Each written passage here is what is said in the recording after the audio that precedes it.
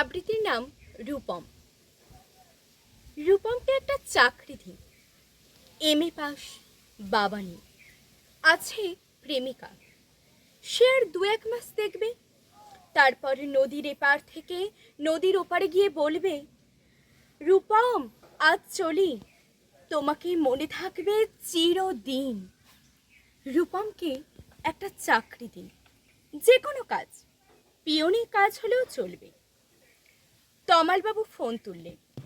ফোনের অন্য প্রান্তে যারা কথা বলেন তাদের যেহেতু দেখা যায় না, সুতরাং তারা দুর্গেয়। মামা বললেন কাকাকে, কাকা বললেন জ্যাঠাকে, জ্যাঠা বললেন বাতাসকে। মানুষ জানলে একরকম, কিন্তু বাতাস জানলে? প্রথমেই ছুটে যাবে দক্ষিণে, সে বলবে দক্ষিণের অরণ্যকে, অরণ্য বলবে আগুনকে। নদী এসে আছড়ে পড়ল উপকূলে, আর সমুদ্র হিমাচলে বলে উঠল, রূপমকে একটা চাকরি দাও। এমএ পাশ করে বসে আছে ছেলেটা। কয়েক মাস বাদের ঘটনা। আমি বাড়ি ফিরছিলাম সন্ধ্যাবেলায়। গলির মোড়ে 7-8 জনের জটলা দেখে থমকে দাঁড়ালাম। জল থেকে সদ্য তুলে আনা রূপমের ডেড বডি, সারা গায়ে ঘাস, খড়কুটো, হাতের মুঠোয় ধরে থাকা একটা 1 টাকার কয়েন। পাবলিক বুথ থেকে কাউকে ফোন করতে চেয়েছিল রূপম। ভারত সরকারের 1 টাকার কয়েনের দিকে আমার চোখ। সারা গায়ে সবুজ ঘাস, ঘাস নয় অক্ষর।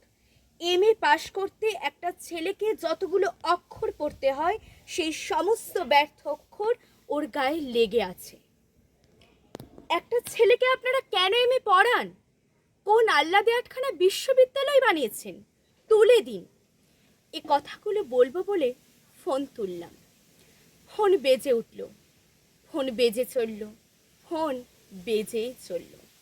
20 বছর ধরে এই ফোন বেজে চলেছে, আরও 20 বছর বাজবে। বাতাস বলছে অরণ্যকে, অরণ্য চলেছে নদীর দিকে, নদী উপকূল থেকে আছড়ে পড়ে বলল, রূপমকে একটা চাকরি দিন। কে রূপম? রূপম আচার্য, বয়স 26, এমএ পাস, বাদিকের গালে একটা কাটা দাগ আছে।